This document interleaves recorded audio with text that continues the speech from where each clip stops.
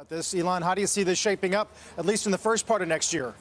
Yeah, we do expect to see some sort of final report from the committee in the House that has been investigating some of these companies. So we expect that to come out along with potential legislation as well.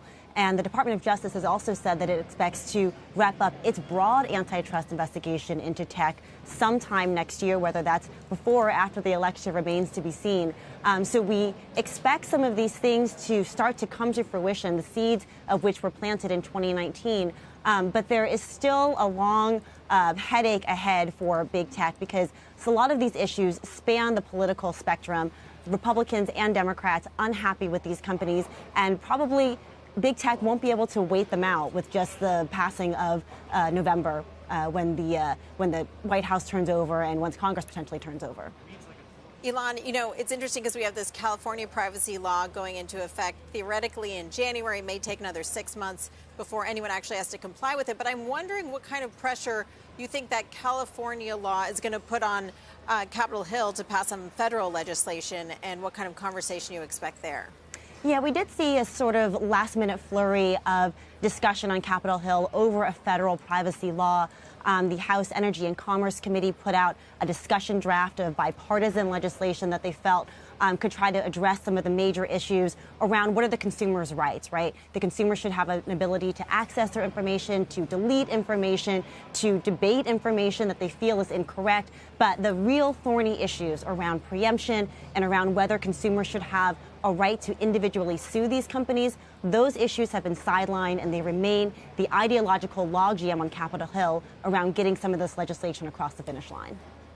It's really interesting. Ylan, thank you for that. Ylan Mui talking about regulatory risk for tech next year. Joining us at the table, Greycroft Partners co-founder, managing director Alan Patricoff is here. Alan, happy New Year to you. It's good to see you. Nice to see you. Ylan's piece makes you wonder what tech stocks might have done if there had been no regulatory risk.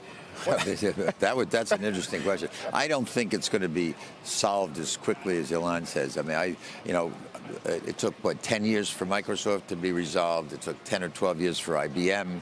I don't remember how many years for AT&T. I mean, this is a long process, but I'm very supportive of it, frankly. But do you think that all of these regulatory conversations, whether it's the antitrust threat or the privacy regulation or the question of who's liable for the content that is being served on these platforms, do you think that's going to impact how investors, either in the private or public markets, approach this? I mean, for you as a VC investor, would you be more wary of a startup that could be really damaged by regulation in this area?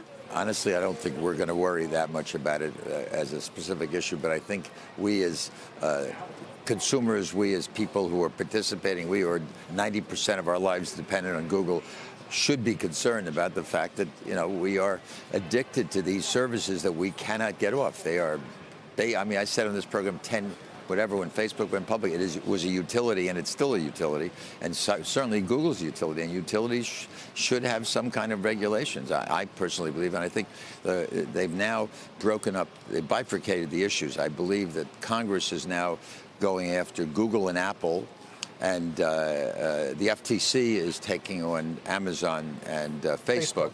And so that's progress. But this is going to take, I think, I wish I could be optimistic and say it's going to happen before the election, but I think it's going to go on.